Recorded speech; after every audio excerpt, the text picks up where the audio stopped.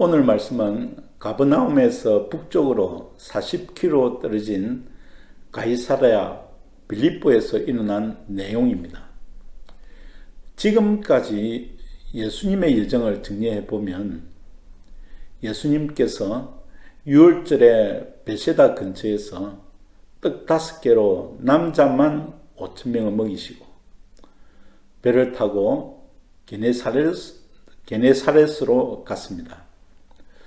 그곳에서 가버나움에 가셨다가 두로 지역으로 가시고 갈릴리 북쪽을 지나서 갈릴리 바다 동쪽 데가볼리 지역을 전도하시고 갈릴리 바다 남쪽 지역에서 떡 7개와 물고기 2마리로 남자만 4,000명을 먹이셨습니다. 그리고 배를 타고 달마누다로 가셔서 바리새인의 누룩을 경고하시고 다시 배를 타고 베세다로 가셔서 북쪽 40km를 걸으셔서 가이사랴 빌립보에 도착하셨습니다. 참으로 숨차는 전도 여행입니다. 가이사랴 빌립보에 도착하셔서 예수님께서 제자들에게 인자를 누구라고 하느냐라고 질문하십니다.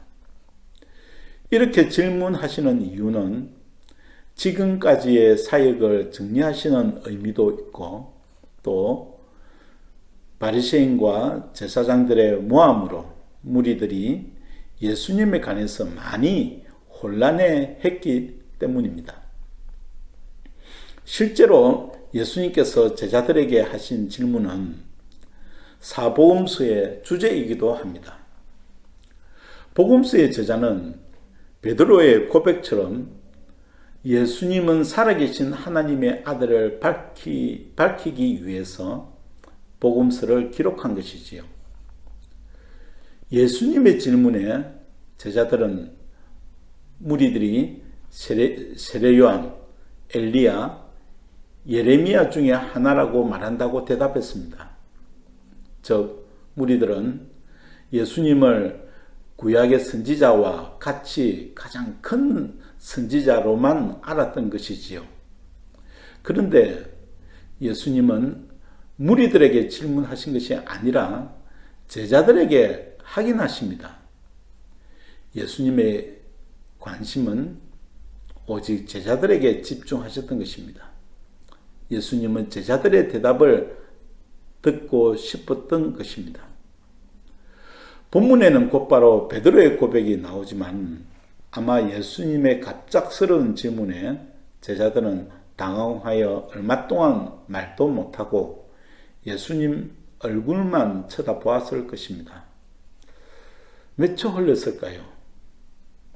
그래도 가장 가까이 따랐던 베드로가 재빨리 대답합니다.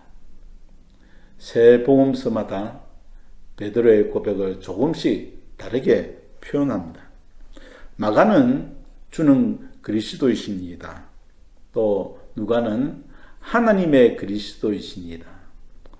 라고 짧게 기록한 반면에 마태는 주는 그리스도시요 살아계신 하나님의 아들이십니다.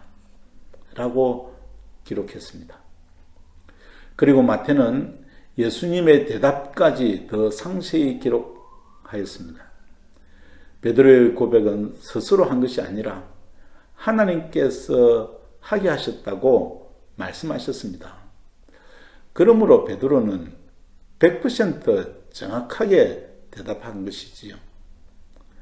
그리고 이 고백으로 베드로에게 천국 열쇠를 주셨는데 베드로에게 주신 것은 그의 신앙 고백 때문이었습니다. 그 고백이 반석이며 지금의 교회가 된 것입니다. 그러므로 우리 할렐루야 교회 성도도 베드로와 같이 신앙 고백한 성도들에 의해서 세워졌다면 할렐루야 교회가 천국 열쇠를 가졌다는 것을 아셔야 합니다. 그만큼 교회는 놀라운 권세를 가지고 있는 것입니다. 오늘 말씀은 예수님은 누구신가입니다. 우리는 베드로와 같이 즉각적으로 대답할 수 있어야 합니다. 날마다 예수님을 묵상하고 따라가면 성령님께서 베드로와 같이 대답하게 할 것입니다. 그리고 그 고백을 하는 성도들을 통해서 교회를 든든히 세워가실 것입니다. 오늘도 예수님을 묵상하며 활기차고 힘있는 하루가 되시길 바랍니다.